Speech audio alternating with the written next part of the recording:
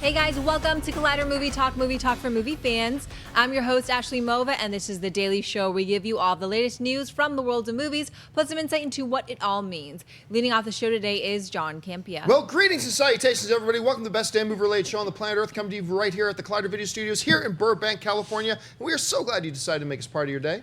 Also here, Perri Nemiroff. Yeah, I only have one thing on my brain right now, but I'm going to do my best to talk about everything on the sidebar today. She went to go see the Power Rangers premiere last night. I'm very happy. Also here is Jeremy Jahns. Oh, Perri, you got to tell us how Chips was, you know. I'm glad it's sticking on your mind like that.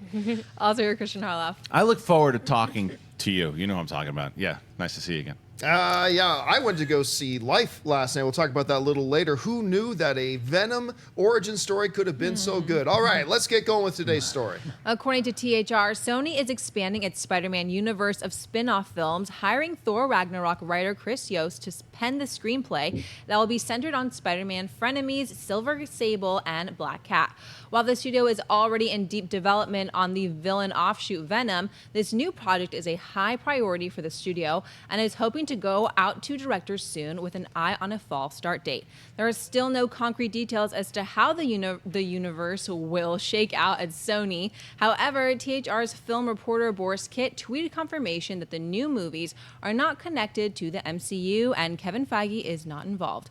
John, thoughts on Sony's Silver Sable / Black Cat movie? Really, honestly, I'm more interested in what this story kind of indicates more than the story itself. For those of you who don't know, THR is the Hollywood Reporter, which is probably, it's the gold standard for Hollywood Reporter variety, the gold standard in really the entertainment industry, in communicating movie news and stuff like that. And Borys Kit, who's done this for a long time, saying that they're not going to be a part of the MCU. That Venom, we suspected that Venom wasn't going to be part of the MCU. We thought we heard a story about a year ago that, hey, Sony's looking at doing a Venom movie and it won't be part of the MCU. A lot of us kind of filed that away. And now it looks like they are going to do Venom, these other Spider-Man characters that Sony still has the rights to. Don't forget, Spider-Man still belongs to Sony. And they're going to do a separate universe from the MCU. Now, before anybody panics at this notion, Kevin Feige's not going to be involved with it. Oh no, how can anything be good? Kevin Feige had nothing to do with Daredevil either. Okay, so Kevin Feige had nothing to do with the Netflix stuff too. You can do good Marvel-based properties without Kevin Feige. And you all know I love Kevin Feige, but he doesn't have to be part of something to be good. And it's interesting that Sony is taking this approach, but I'm going to go out on a limb and say I like this news. I like this. Because I like the idea of not everything being connected to the same frickin' universe. Not everything has to be connected. And I like the idea of them creating their own pocket thing. Now look, there's still a world of possibilities here about what they could do with this new Sony Spider-Man-ish universe. Maybe Miles Morales eventually comes in as the Spider-Man of that universe. Although it would be odd to have two concurrent Spider-Man movies with their own franchise going at the same time. That would be odd. Maybe that's not what they're going to do. But I do think this is really interesting. It opens up a world of possibilities and creativity of things that Marvel can't do within their MCU, that maybe Sony can in their universe. And I think it would be great. It offers us as comic book movie fans more variety. It offers us more possibilities. It offers us more characters that we would never see if everything was just under one roof. Now look, this could go completely south. This could go absolutely south and be a terrible idea and work out awfully. But I think it shows some balls on their part to try something like this. And maybe it works and maybe it doesn't, but I applaud them for the effort. I don't know, Kristian, you hear about all this. What do you think? I hate it. I think it's stupid and confusing. I think the fact that what they're doing right now, Spider-Man is a part of Marvel. And I'm not talking about whether or not Kevin Feige is involved or not. Even if he wasn't involved, but is still connected to this particular Spider-Man, these characters are still connected to the Spider-Man that we know now. So what does this mean? And I don't want to have to answer these questions. Does this mean that Black Cat is part of this? No, it's part of a separate universe. It's different when like Logan does it, because Logan's kind of this kind of side story of an X-Men universe that's kind of proven itself, and the fact that X-Men also years upon years in the future, it's okay for a standalone. This hasn't been proven, and Sony has not been proven. Sony has botched Spider-Man way too many times, and they're going to try to do side things. This is no different to me than DC trying to do, standalone stuff for what's the one that they're doing now with the Harley Quinn movie or anything too. They haven't, right? They haven't proven themselves yet, and I think that I think it's way too confusing to detach it from the MCU because we got the news right away that this Spider-Man will be part of an MCU. Oh, what a big deal! I think it's just Sony going, well, we don't want to be handcuffed by Marvel the whole entire time, so we're going to go off and try to do these things. It's going to confuse fans completely. I personally just think it's a bad idea. I just think at some point, the audience are not 3-year-olds. I mean, look, if we're not confused by, wait a minute, Beast was in Avengers, how can he be in an X-Men movie that's not in the Marvel MCU? I mean, we've had that for years. Deadpool has been in Avengers stuff in the comic books. There's no confusion there. And people didn't know Rogue One was about, people thought Rey was going to be in Rogue One. I think the vast majority of people did, and look how it turned out. Turned out just fine. Yeah. We didn't, the box office did great. People came out and did well. And this whole notion that Sony just has completely botches, I'm sorry. They did Raimi Spider-Man 1. They did Raimi Spider-Man 2. They did the first of it. And now, they did Spider-Man 3. And they did the second Amazing Spider-Man. Absolutely. That happens. But, Marvel has swung at the bat and missed sometimes. I don't know. Kristian and I have some different views on this. Let's see what you guys think about it. What do you think, Jeremy? Well, this is what I think. This is truth, justice, and the American way. I actually am fine with it. I wasn't fine with it for a while. I was leaning the Kristian way, and when you hypothesized it bringing Miles Morales in, it actually hooked me. Like that was the thing, which is funny because you and Kristian looking at it differently. You're not fond of the Miles Morales idea, right? But it is an idea that you threw out there. If I'm correct about that. I like the Miles Morales idea, and I like and dislike it for different reasons for you guys. It's actually a very interesting show today.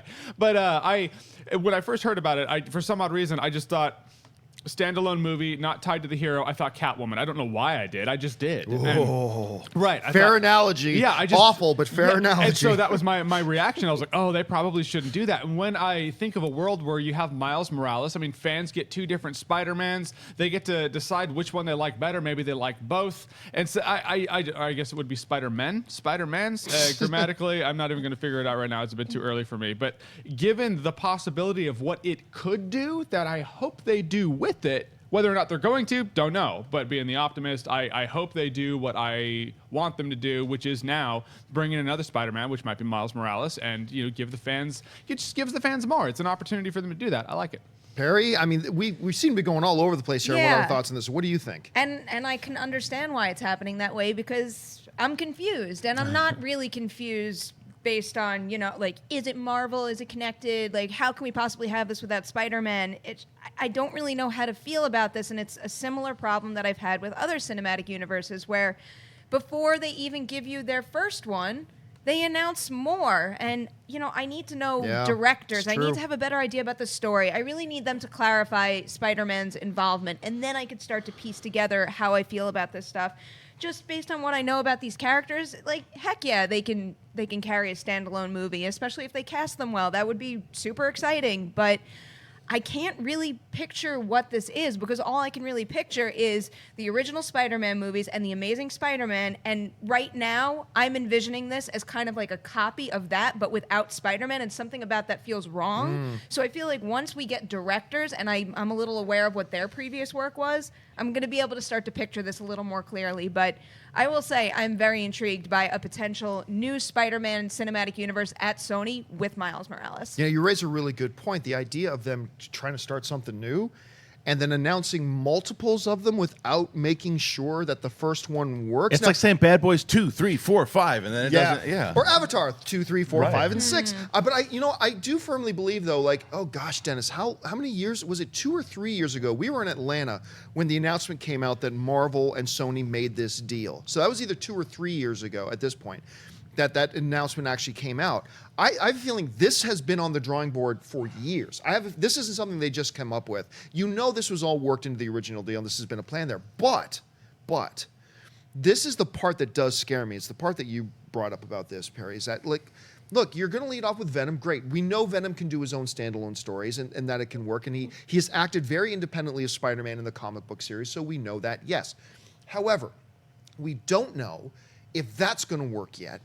And yet they're moving ahead with planning these other things with characters. And I'm sure if we go to the AMC across the street and just wait for any movie to let out, and then we interview those people coming out saying, do you know who Silver Sable is? I guarantee you 9 out of 10 are going to say no. Right. Now, maybe that helps with lack of confusion because they're not going to associate her with Spider-Man in the first place. But I mean, announcing these types of properties without knowing if the first one either works, that one seems questionable to me. Here's the problem that I have with it, because if you look at it as far as business deals go, they're obviously sharing profits with Marvel on everything that the Tom Holland Spider-Man does. That's part of the deal. So on the one side, it makes sense to where they're going to go, well, we don't want to include Marvel in everything. We have these properties still, so let's make this. When I'm worried about it, like, yeah, they had Spider-Man 1 and 2, but the big problem with Spider-Man 3 was there were too many cooks in the kitchen. They started jumping on one another and having all these different ideas. That's why Raimi left in the first place. Then I actually liked the first Amazing Spider-Man, thought it was fine, but didn't do great critically. And then the second one was a disaster, and they didn't know how to do it. Now, Amy Pascal, and she's gone, and there's new teams in there, so maybe this new team can do this and make it work, but it just seems like they just want to kind of try to make profits off of it, which you do in business, obviously. Everything's about making profit, but when it's the only thing, that's when I get nervous. When it's just like, well, we have this property and we don't want Marvel involved at all here, so let's just make Black Cat, we have it, so let's do it. It turns into a Fantastic Four thing for me. Like, they have the rights, they got to get it done, and then this happens. Yeah, that's probably the biggest bummer, is that it does sound like it has a very short timetable, but it's a smart business decision. If they have the rights to these characters, it's silly not to be developing and trying to make these things. It's just a matter of, very reputable trades getting this information and it dropping. Had I not heard anything about this, and then at the last minute when we started to get, some more material about Venom and a clearer picture of what they were doing, it might have been completely different. My reaction might be completely different, but it's just the way that kind of all of this is falling on our plate right now. It's just really hard to figure out. But, having Chris Yost pen the script, that gives me a little hope, and I'm so excited for Thor. So when that comes out, and if that is as good as I hope it's going to be, it's going to make me super hyped about this. So I hope he does a great job with the script. Yeah, I feel like you feel like you're at the buffet line and you're just walking and people are like mashed potatoes, gravy, and you're like, wait, let me eat a little first and digest, and I'll come back for more. Now the Venom movie, it is interesting because we have to mention the Venom movie that Sony is also doing that is not linked to Spider-Man, it doesn't look like, and they're doing this, so yeah, they're having their little universe of villains. Silver Sable and Black Cat, I feel like you could do without Peter Parker. Venom, I have no idea how they'll do that without Peter Parker, because it changes the character. I think at the end of the day, though, you are left with this. What's the downside? If they try this and it doesn't work, they tried a couple of movies with some characters that weren't really integral, it doesn't damage the MCU at all, and it doesn't work. But if it does work, we'll now have 4 cinematic universe, superhero cinematic universes out there that we can look forward to every year and go and see and enjoy. I think it's worth the roll of the dice at this point. They've got a lot of characters that Marvel would never get around to using anyway. And from everything that I'm hearing from people connected with the studios, is that the upcoming Spider-Man Homecoming was a true collaboration between Sony and Marvel in making that film together. And if, like you mentioned, Pascal's not there anymore, so she's still, I think, a consulting producer on this. Yes. Yeah. So you've got a new team at Sony right now that have learned from hopefully they've learned from their mistakes. They've got new people in positions to get this thing going. They've been planning this for years, even though we're only hearing about this now. I think there's enough potential upside to give this thing a swing of the bat, but it very well could turn out to be an absolute disaster. Anyway, the important thing here is, guys, what do you think about all this? We didn't even talk all that much about Black Cat or Silver Sable, but this whole notion now that it's starting to appear, and let's keep in mind, neither Sony nor Marvel have come out and said that these new movies are not connected with the MCU. We're just hearing it from The Hollywood Reporter, which is, or people at The Hollywood Reporter, which is pretty damn reliable. But what do you think about that? Do you see the upside? Do you think, this could work out? Or do you think it has zero hope and zero chance? Let us know your thoughts in the description below. All right, with that behind us, let's move on to the next topic. According to THR, Michael Shannon has emerged as the frontrunner for the role of Cable in the David Leitch-directed Deadpool 2. Though the report cautions that Shannon is not the only one being considered, it goes on to say that he is the one leading the pack at this time. Fox's surprise blockbuster that grossed $783 million worldwide will see the return of Ryan Reynolds as the Merc with the Mouth, with the story expanding to include other characters from Deadpool's corner of Marvel's X-Men universe. Deadpool 2 is now scheduled to shoot this summer in Vancouver, though a release date has not been determined. Jeremy, would you want to see Michael Shannon as Cable in Deadpool 2? That's a really good question. He wouldn't have been my first pick, to be honest with you. And the great part is, in about 2 weeks, we're going to be talking about someone else who's the front runner for Cable in Deadpool 2. So I guess it really doesn't matter, my opinion. But I mean, Michael Shannon, I think he's a great actor, but he always has that Michael Shannon tone, and so I feel like I'm going to hear Zod. You know, like, Cyclops, I hear you're my father. I think we should talk. You know, like it's going to be like that. So. I love the guy. He was one of my favorite performances last year in Nocturnal Animals, but I wouldn't see him as Cable. He wouldn't have been my first pick, but we'll see how next week goes. Perry. Yeah, I don't. This is another instance where I don't really know what to say or think anymore, just because it feels like it was just yesterday or Right. probably just last week where we were talking about David Harbour taking the role, and basically this report keeps saying that he's the front runner. He has scheduling conflicts. No one's decided anything. They want him at the top of their list. Who's the but, front runner? Harbour? No, there are David different Harbour reports. I was was. gonna say, this Now person's Michael the front Shannon runner. This is, person's but the there's front still some other independent movie Michael Shannon's attached to that could kind of ruin this whole thing. So I don't know. I'm having a hard time. I can't just picture this one person and get excited when I know it's so easy for it to flip and be the other way now. Right, there's so much news that happened. You're like, I suppose we'll see next time. You're totally right. There's a lot of news. Michael Shannon is one of my favorite actors working today. He's not Cable. I'm sorry. It's just that's not who I see. David Harbour, I think, would have been great for a lot of different reasons. One, because of the things that he's been able to do lately that he doesn't have that thing when you look at him like, oh, that's Michael Shannon. It's Right. like David Harbour's still kind of developing that type of career, and I think that he would.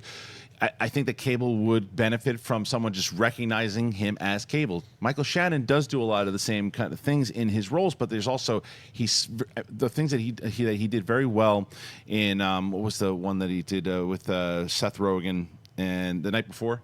He was really funny in that. If he can, the humor would work, and he'd be able to pull the Deadpool stuff off. I'm not worried about that at all. Just the overall look. I think Stephen Lang's a little too old at this point, but he would have been perfect. I'm hoping that David Harbour gets it. I really am, because and Michael Shannon already associated with Zod and everything too. It's it's not the same things, and obviously Chris Evans has done it before. But I would like to see them go away from the more known guy and give someone like David Harbour a shot. I don't want David Harbour at all. I actually, that's one thing, and I thought he's a very good actor. He is, but I actually hated the idea of him being Cable. I don't see it at all. I'm not really on board with Michael Shannon either, but it's never a mistake to add talent. Michael Shannon's a huge talent. I certainly can see him as Zod more than I could Harbour, and certainly more than what's the dude from Bloodlines and Friday Night Lights that they were saying. Kyle Chandler. I definitely could never see him as Cable either. Pierce Brosnan. But then again, a lot of people could never possibly see Heath Ledger as the Joker either, and look how that turned out. I'm still on the Stephen Lang train. I'm still kind of holding that hope that one of these days Ryan Reynolds is going to put out a tweet, surprise everybody, it's slang, and then we're going to get him. I would love it, but look, if they do end up announcing Michael Shannon, we have no idea if that's going to work out or not. I'll go, okay, they got a hell of an actor to play him. Let's go. Let's see how this turns out. Another interesting name to throw in the mix, and you could read about this more on Collider.com in a little bit, is John Schnepp as Cable. I would watch that. No, Brad Pitt. Apparently, he considered playing Cable, but just ultimately it didn't work out. I think he's a little too old, and I also think that the same thing. You look at Brad Pitt, and you go, Brad Pitt is Brad Pitt. It's not Cable. It takes away from the experience of it. I don't think Brad Pitt's a good choice. All right, guys. Well, a couple of days ago, we talked about some films opening up this week. Films like Power Rangers and Chips. Can't wait to see that. And there's one other film going in wide release this week. Ashley, tell us about it. It's Life. Astronauts Jake Gyllenhaal, Rebecca Ferguson, Ryan Reynolds aboard the International Space Station are on the cutting edge of one of the most important discoveries in human history, the first evidence of extraterrestrial life on Mars. As members of the crew conduct their research, the rapidly evolving life form proves far more intelligent and terrifying than anyone could have imagined. All right, and I'm going to let you guys know. I don't know if they're up yet. If they're not up yet, they're going to be up very, very shortly. We did reviews for both Power Rangers and Life. Those are going to be going up on our channel here very shortly. Keep your eyes open for that. First of all, I'm going to let you guys know in no uncertain terms, and this is not a spoiler. Anybody who tells you this is a spoiler is an idiot. This is not a Venom origin story. I know there was that not the coolest theory, though? The theory was I thought great. it was so smart. It was a brilliant theory. I loved it, and honestly, going in to watch the screening of it, there was a tiny little part of me that was actually kind of hoping that's what they were going to do. But it's not a Venom story, unfortunately. I think they missed an opportunity there. But look, I think out of the 3 movies that are coming out this week, I think if you can only see one, I think the one you go to see is Life. This is a really good movie. It's not an all-time classic. This isn't the next Alien. It's not, it's not a film I think we're going to be talking about 5 years from now, but it's a good, enjoyable time at the theater. It has some weaknesses, but I think it's really good. But you also would not be wrong to go see Power Rangers. To my shock and utter amazement, I actually ended up enjoying the Power Rangers. I think both of those films are ones you could go see this weekend and you're not going to hate yourself for spending the money on it. I know. First of all, should people be looking forward to Life? And if you could only go see one, somebody asked you, Kristian, I've only got enough money to go see one of these movies this weekend. Which one are you telling them to see? Trick question, because it depends on who's asking. That's true. It really Good depends point, on who's yeah. asking, because because here comes the first part of it. As you guys know, horror thriller is not the first one that I'm picking, but when you get talent involved like Jake Gyllenhaal, Ryan Reynolds, Rebecca Ferguson, and you hear the buzz about this movie and you see what it is essentially Alien. It is, but it's a lot. It's not necessarily fun, but it is a good thriller. It is short. It's to the point that I felt that the end was Great telegraphed pace. from about a mile away. But other than that, it's a cool little movie for March. So yeah, if you're a horror fan, you're a thriller fan, I would say go see that.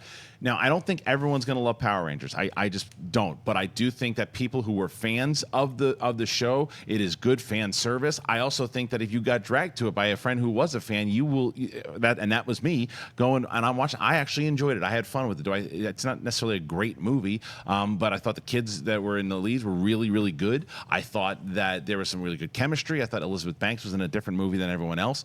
But overall, I thought it was a lot of fun. So it just depends on what you're looking for. Jeremy, which one should people go to see? First of all, I have to address the fact that Kristian said, look, I think if you're a fan of Power Rangers, you'll like it. And even if you're not a fan like me, I think you'll like it, which means 100% of people might just like it. No. I think if you get dragged to it, if you get dragged to it and you think you're gonna, because I had no expectations for the movie, and so when I was sitting there, I didn't hate watching it. As where Perri probably had a very different experience than I did watching it. She's a hardcore fan. Look, man, gun to my head, I enjoyed Power Rangers the most of Power Rangers or Life. Now, the first half of Life I liked the most, because the first half of Life I felt like it was just the science I enjoyed. I'm like, ooh, if we found life, what would that mean?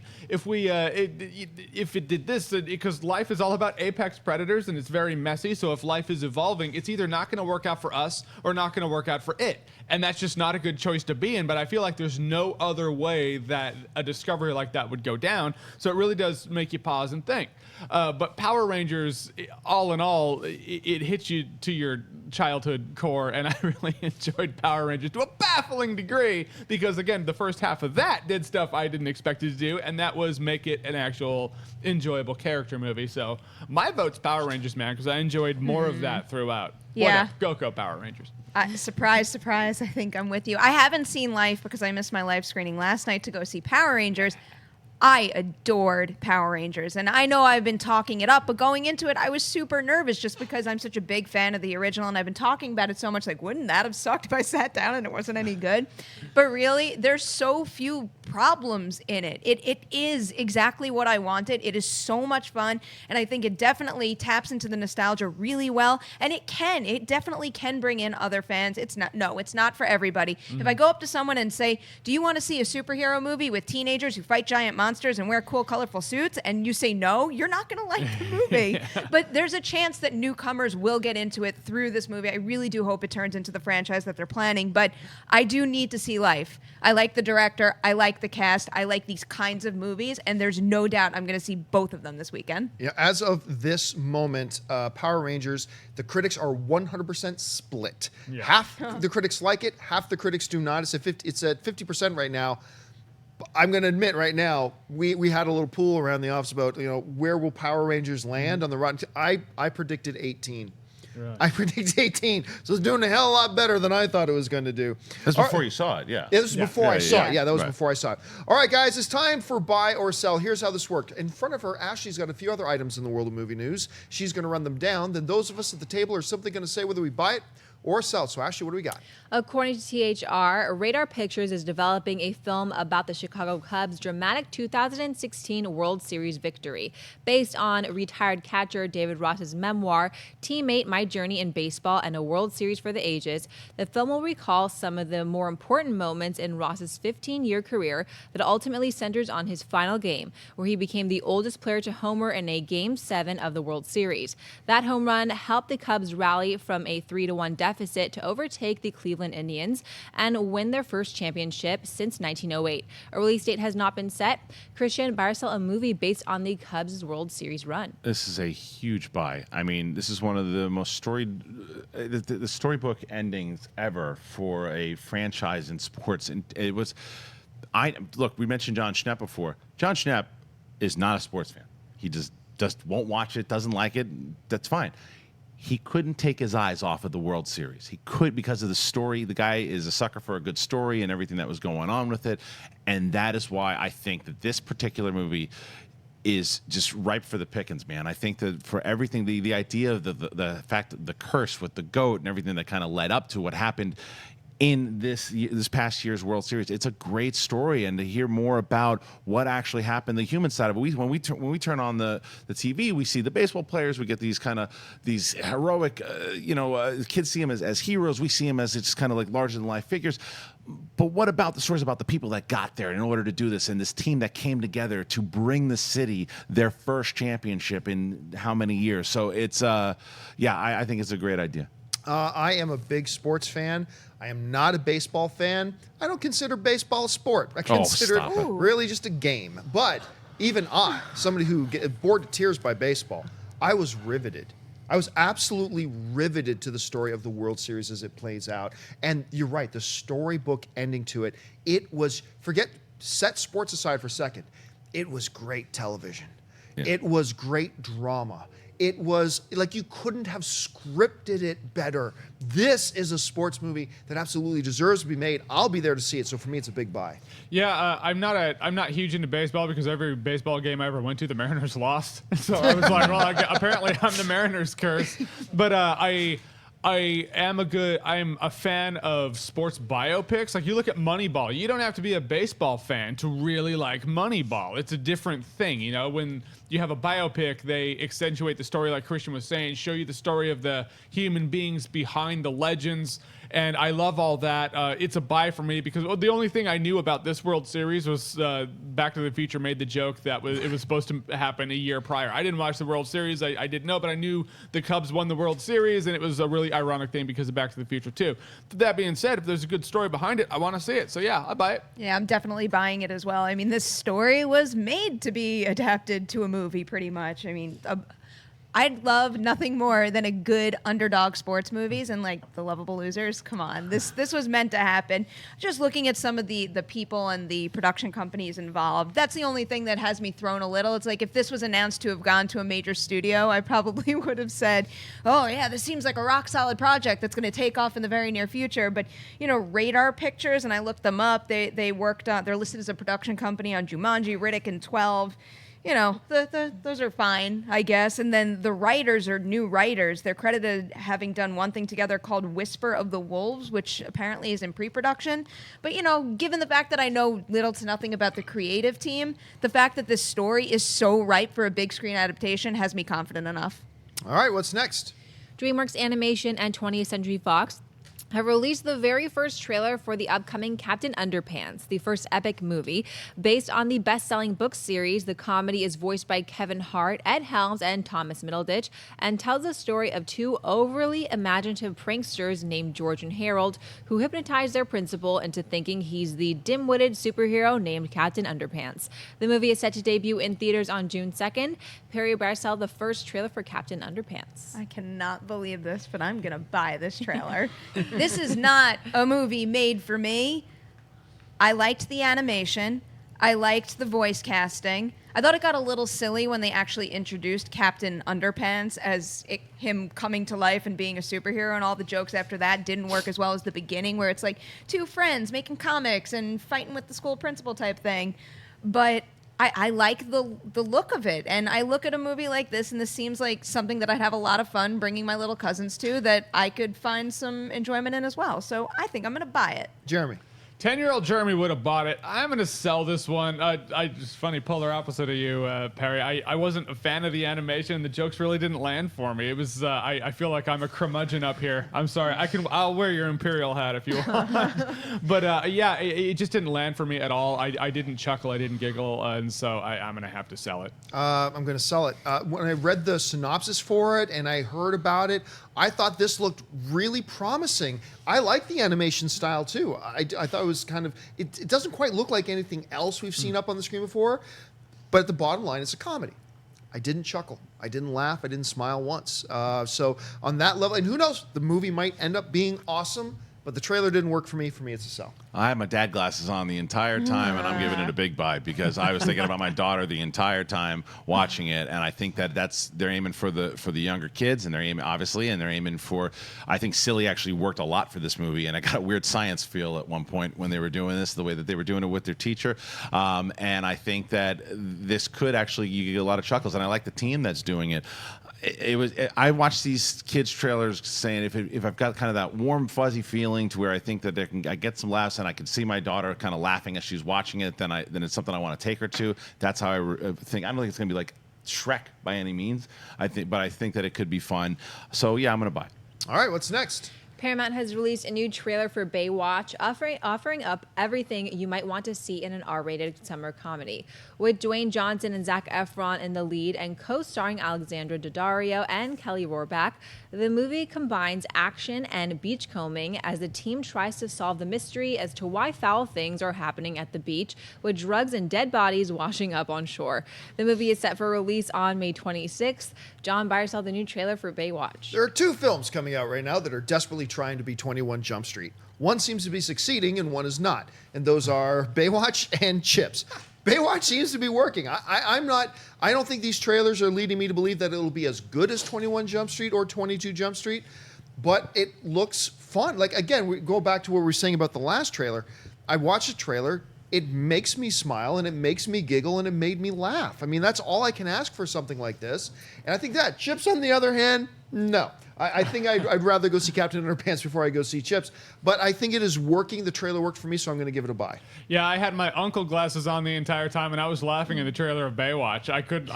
It's to my surprise and amazement, because every trailer gets better for Baywatch. The first one, I was like, all right. The second one, I was like, yeah, a little better. The third one, I enjoyed this trailer. The timing between The Rock and Zac Efron, I think, really works. If they can bring that to a feature, like if they're not giving us the best parts and just putting it in a trailer, I'm like, all right, the rest of the movie's going to bore you. If they're being honest and that's the chemistry we get throughout, I'm actually looking forward to it. So I'll take it. I'll take a not 21 Jump Street, but trying to be a movie. Sure, Baywatch. Big dick. All right, Perry. Big dick. Well then, thanks for that transition.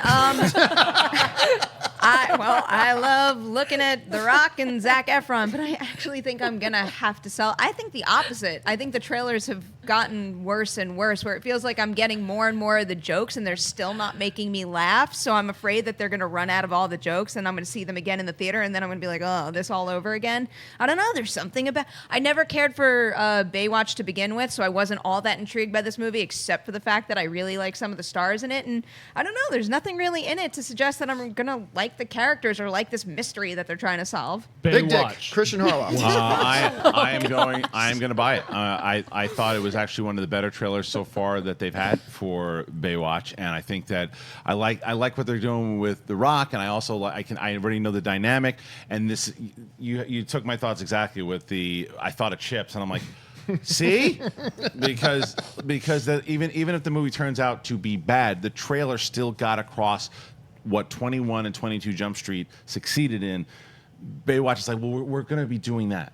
This is kind of what we're going for. As where Chips just seems like it just missed the boat on it just didn't get what these movies are trying to do. And as where they definitely rely on some dick jokes and poop jokes in this, it's done in a different way. It's done in that 21, 22 Jump Street way and I do think what we've seen, The Rock has comedy chops. We've seen that Zac Efron has comedy chops. I think that the two of them together, it looks like they're going to have a good chemistry, and that's what this movie is going to be dependent on. It's You're these, right, yeah. It's these Good two point. guys, and I think that these two guys are going to have a lot of chemistry. So I'm going to buy it. I'm actually looking forward to it. I'm pretty hopeful for it. All right, let's move on. Big Dick, Ashley Mova, what's next? I was hoping that would happen. All right. Paramount Pictures has released a new 5-minute clip from Ghost in the Shell, showing off the film's amazing visuals and stunning sci-fi effects. Based on the acclaimed sci-fi manga and animated movie, the new film follows the Major, a special ops one-of-a-kind human-cyborg hybrid who leads the elite task force Section 9.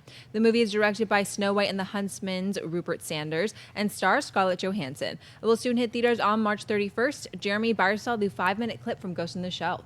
This clip did more for me than any trailer for Ghost in the Shell actually did. I guess it's the difference between having a couple minutes of, you just see imagery. Moments. Moment. You don't really get enough to marinate. Where a movie like this, I really feel it's like you need to know what the world is for about 4 to 5 minutes, and it totally worked for me. I got more about how the droids work. I got more about how people are enhanced and how, 70-something% of the world's enhanced, and they've embraced that. So there's a whole... I got more about what this world is. It hooked me, and I'm now looking forward to Ghost in the Shell for the first time in, I think, ever. I mean, I know it's a huge anime. It's an anime I just know nothing about. And so I've seen this happen before, where it's like, it's based on a popular property, and it didn't actually work. Whether or not this follows it exactly, I have no idea, but this clip completely worked for me. I buy it. Perry. I'm going to buy it. I liked a lot of the visuals. I think that was the standout element, is just the visuals, the set design, the atmosphere of the whole thing. The only thing I'm kind of on the fence about is just when they dropped this, because there was a lot that happened in those 5 minutes. And as someone who does not know the source material, that was a lot to digest. And I don't think I necessarily appreciated every single cool, novel element that it throws in my face. Whether, as though, if I just jump into it as is, I can't really appreciate everything. But if I had gotten a better story trailer beforehand, or maybe even just a different clip from, because I imagine this isn't from the opening of the movie, just something at the beginning, something to set the stage a little, then I could have jumped into this and embraced it all. But, it looks good. I'm excited to see it. Kristian. It's a big buy for me. The only thing is I don't know why they would release 5 minutes of the movie. A movie comes out, next week? Yeah. 2 weeks? Something like that. So releasing 5 minutes of it, I don't know. I mean, I think some people now, they see that 5-minute clip, they go see the movie. Now I know when I can go to the bathroom because I know everything that happens. But I loved it. I absolutely loved it. It got me. I know exactly what I'm going to see, though, now when I go into the movie. And I did get a bit of a kind of Matrix feel to it for sure. There were some newer things that I didn't know was going to happen. I love how creepy the world is. I like how she is. I know her position of what she's going to be doing. I mean, there's so much that I like that I want to know more about. So I guess what the 5 minutes did do is it was a nice appetizer. It was me saying, okay, when can I see this? And I'm excited now because I am going to see it next week. That I'm now looking forward to it even more so because I think the trailers have been getting better. The last trailer I really liked, and then this thing, not necessarily a trailer, it's a full scene. I'm digging it. I like how it looks. I'm of the belief that everything they've been doing for this movie has been getting better and better and better. I was not a fan. Remember they put up those 18 3-second spots. Yeah. Remember they did it first? I thought that was stupid. Then they started putting out the trailers, and I got progressing more and more on board with it. And I love this clip. It's a big buy for me. And I think releasing this 5-minute clip was genius. And here's why. A lot of people, while the trailers have looked cool, I think there's a lot of people out there who don't know what the F to make out of this movie at all. To them, it's all abstract. Everything's just flashing abstract. And to a lot of, I know I've got a couple friends I've talked to, it just looks weird. It's like, yeah, and I think a lot of people see trailers like that and they think, I'm going to go in and every single scene is going to be like a Picasso where I don't know what the hell is going on and it's all random, weird stuff. Putting it into context and giving us a 5-minute clip saying, hey, look, guys, this is now more firm. This is more real now. You actually see it played. It's not all abstract thought. It's actually tangible here. And here's what you can expect. And I think a lot more people are going to get on board with this movie because of this 5-minute spot. So on that basis, I give it a big buy. And also, I feel like there are a couple of different kinds of sci-fi fans out there. There are Matrix fans and Blade Runner fans. Some people are both. And I feel like depending on which one you are, you will see one of those two properties in this clip, Because I saw The Matrix and I saw Blade Runner. And so I agree with you. it's genius, and it'll grab people who want to see those two things. So let's go watch Ghost in the Shell.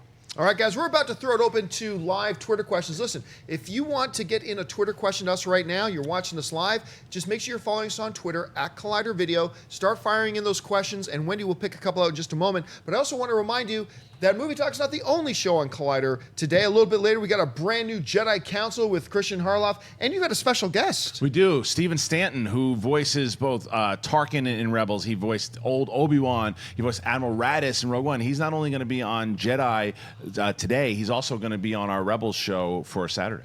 Also want to remind you that tomorrow, a brand new movie trivia schmodown with a title shot on the line. We got the Wolves of Steel going against each other. We got Mark Riley versus Classy Clark Wolf in a matchup. The winner gets a title shot at John Roca or whoever happens to be holding that title at the time whenever they get around to it. And also want to remind you that every Friday, a brand new episode of Awesome-tacular with Jeremy Jahns. Look in the description of this video. We'll have a link to the most recent episode that you can check out there.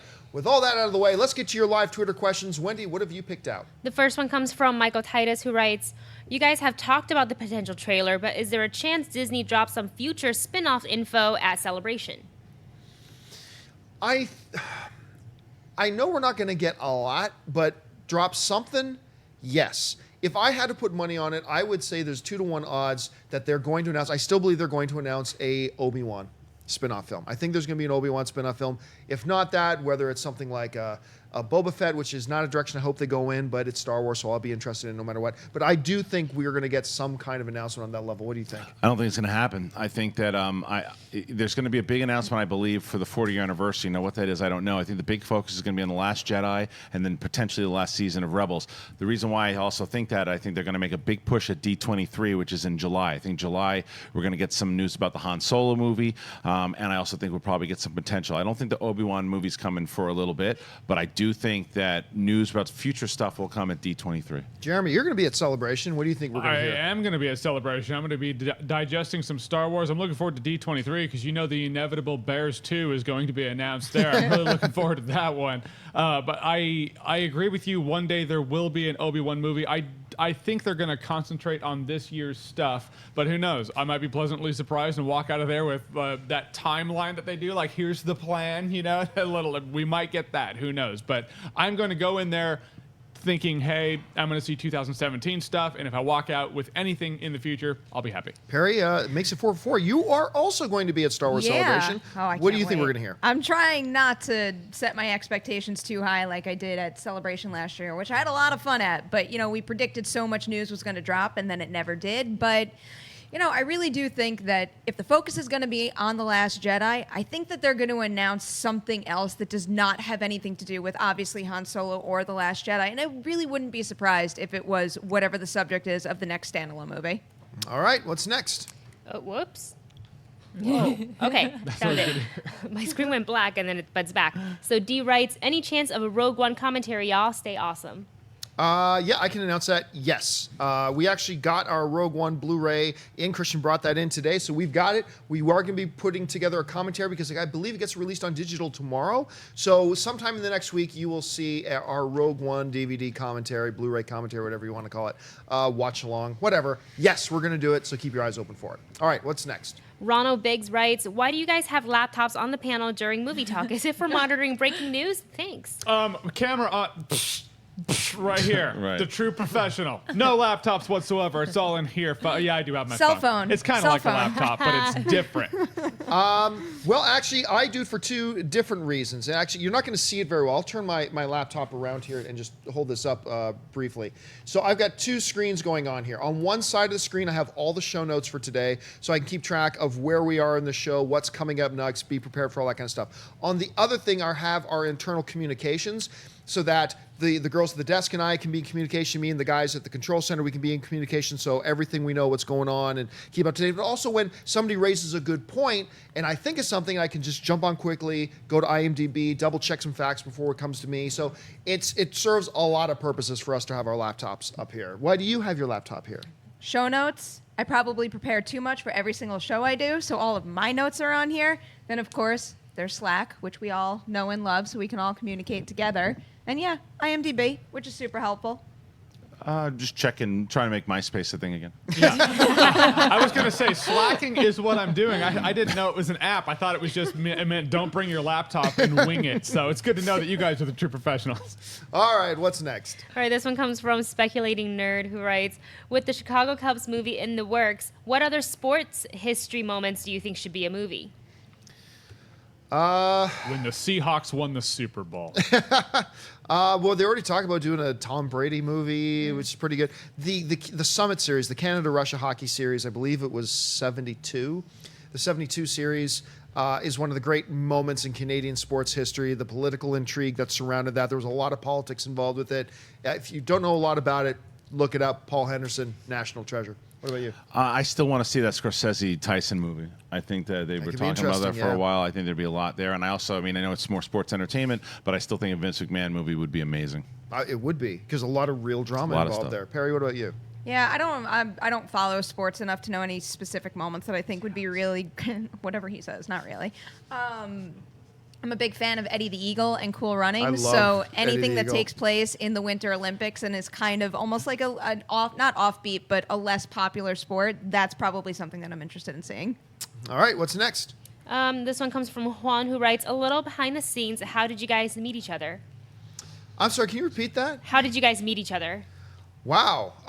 Well, I swiped right Yeah. on a lot of folks, And Perry was born. and Perri was here we go born. again. John's trying to deflect. He swiped right, too. Funny, everybody in the studio here, I think, minus Mark Riley, I think Jeremy I've known the longest. I've known Jeremy since like 2010. Yeah. And that was through the YouTubes. Yeah, back in the day when the YouTubes was big, yeah, we had like a few thousand subscribers, and it was probably less than that. And yeah, we'd go back and forth, and it was back when YouTube would partner people, and I would be like, dude, UFC blocked me. We have a strike on our channel, and he would like try to help me out and figure out things that I could do, and then he came out to visit in like 2011, I think, Yeah. and it's been pals since then.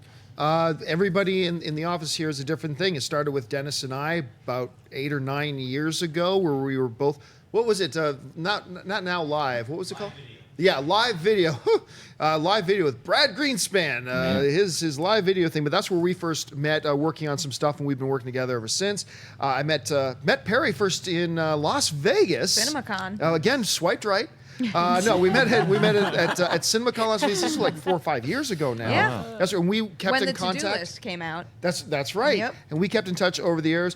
Jeremy and I first met. Well, we first started communicating with each other because somebody asked on a mailbag episode about what I think about the jump cut style that a lot of YouTubers do, and I called it lazy and dumb and bad. But there's this one guy.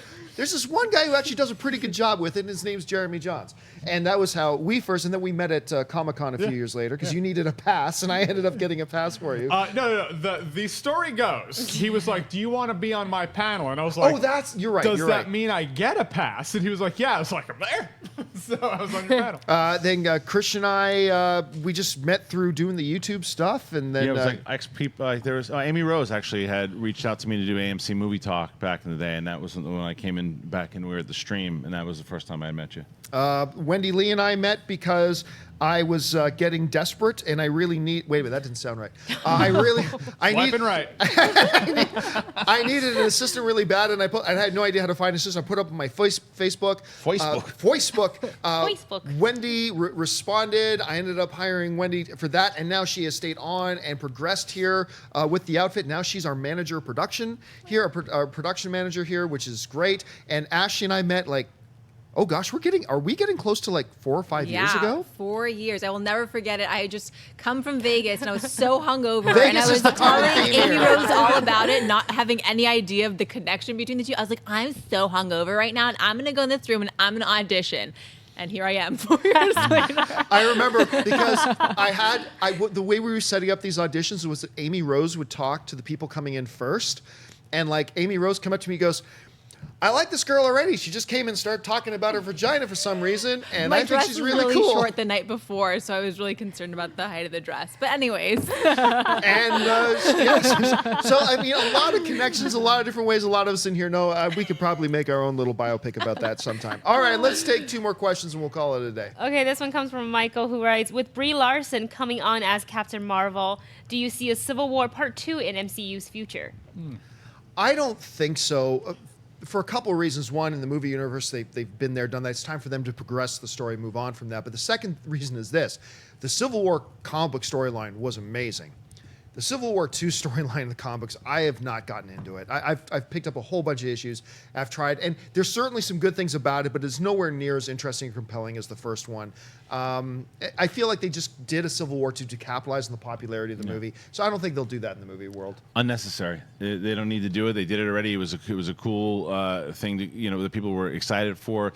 I think it would just kind of be a little desperate if they did it now. I don't think they need to do it. I think that they should just further the story the way that they're doing it.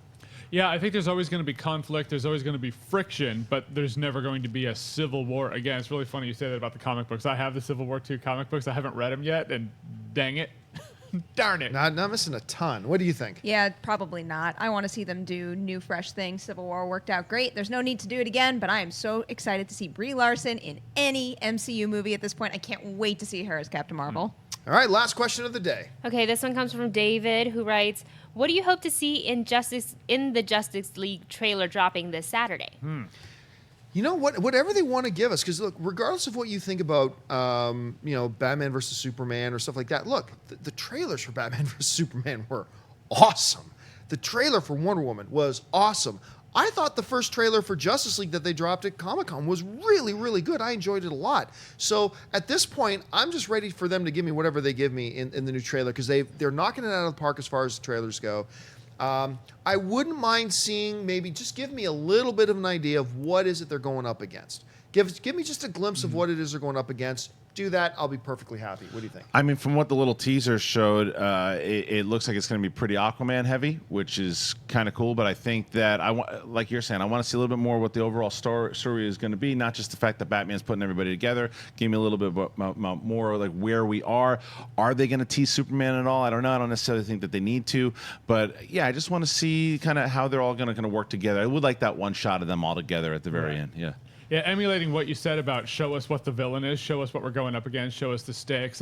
If I find it compelling that Henry Cavill teased Green Lantern and this trailer's dropping now, if you give me something with Green Lantern, even if I just see a ring, I want to at least know that, just a little thing. I don't think I need anything specific in terms of characters or plot points, as long as the main characters, I want to just feel connected to them. I want to be enveloped in this world and feel a connection to the characters that makes me look forward to seeing what they go through. That's it. My only other request, look, it's been 8 months since that last trailer came out. Just make this a new trailer. Don't make it half of footage from the first trailer. Please just don't do that. Just give us a new trailer. We've waited 8 months. As long as it's a new trailer, it's okay to put a few seconds of stuff we saw in the first trailer. That's fine. Just don't, like what these studios often do is like 3/4 of it is stuff we've already seen. Make it a new, fresh trailer and I'll be happy. All right, guys, that'll do it for us for this installment of Movie Talk. Thank you so much for joining us. I want to thank the people sitting at the table with me. First of all, Perri Nemiroff, where can people find you? You guys can find me on Twitter and Instagram at @PNemiroff, and be sure to check out Collider Behind the Scenes this Saturday, because you're going to get to see just the whole experience that me and Cobster had at the Power Rangers premiere, and it was so much fun. Mr. Jeremy Jahns. You can find me at Jeremy Jahns on YouTube, Twitter, Instagram, rest of the internet. You can find my show, Awesome Tacular, on Go 90. New episode is tomorrow, unless you're watching this on Friday, in which case it's today, unless you're watching it on Saturday, in which case it's yesterday. But it's a lot of fun, nerdy stuff. Be there. Mr. Kristian Harloff. Well, obviously, we just talked about Jedi Council with guest Steven Stanton. Make sure you check that out today. Talked about the movie Trivia Schmodown. Not only are we having the big match between Riley and Wolf tomorrow, we're going to be doing a panel at WonderCon in Anaheim next Sunday. Next Sunday is at April 2nd, so make sure you come and check that out if you're in the California area. It's on Sunday, I believe, at 2:30. I'll post about that sooner than later, so check that out. Over there on that table, we got Ashley Mova. Twitter, Instagram, Snapchat, Ashley Mova. Happy Thursday, guys. And Wendy Lee. On YouTube at the Movie Couple channel, and on Twitter, Instagram, Snapchat at Wendy Lee Zaney. And, of course, you guys can follow me on Facebook and on Twitter. Just make sure you're following me there at John Campea. That'll do it for us, guys. Thanks so much for joining us. Until next time, bye-bye. Hey guys, if you like this video, click the thumbs up button. Also, make sure you subscribe to our YouTube channel. It'll help you stay up to date with everything we've got going on here at Collider.